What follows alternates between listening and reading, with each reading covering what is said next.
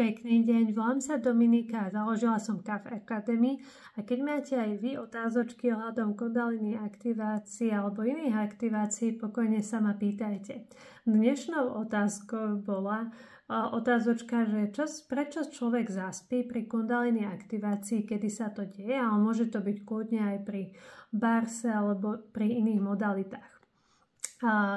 Budem vám hovoriť z osobných skúseností, lebo keď som aj robievala odblokovania pre klientky osobné, tak stalo sa mi občas, že zaspali počas aktivácie, či už barsovej alebo kundaliny, a bolo to väčšinou vtedy, keď boli veľmi vystresované v tom svojom životnom období, keď ich myseľ neustále nad niečím premýšľala, už boli tak naozaj vyčerpané.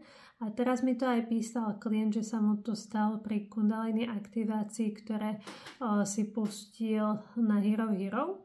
A ono sa to deje naozaj kvôli tomu, že keď to telo nemôže nabrať ten spánok kvôli tej mysli, ktorá neustále uvažuje, neustále premýšľa, neustále všetko zvažuje, tak práve pri tej aktivácii sa stane to, že konečne tá myseľ sa vypne a to telo má priestor na ten oddych. Neberte to tak, že keď zaspíte počas aktivácie je to zle, je to práve že dobre, to teličko si konečne potrebuje oddychnúť a konečne mu dávate priestor.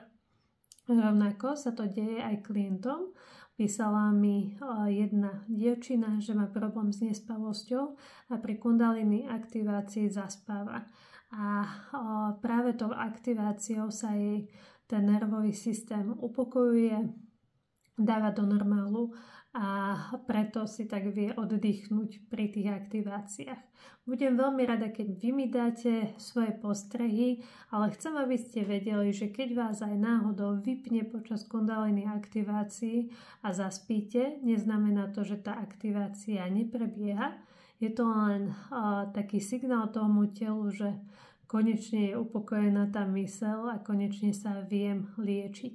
Niektorí zase máte taký ten pocit, ako by ste boli prikovaní na podložke a že sa tá aktivácia deje takto. Takže to je ďalší taký moment, ktorý sa tiež deje, keď to telo potrebuje si oddychnúť a už vás nechce pustiť, aby ste sa nemykali, aby ste tú nervovú sústavu dali dokopy. Majte krásny deň a som tu pre vás.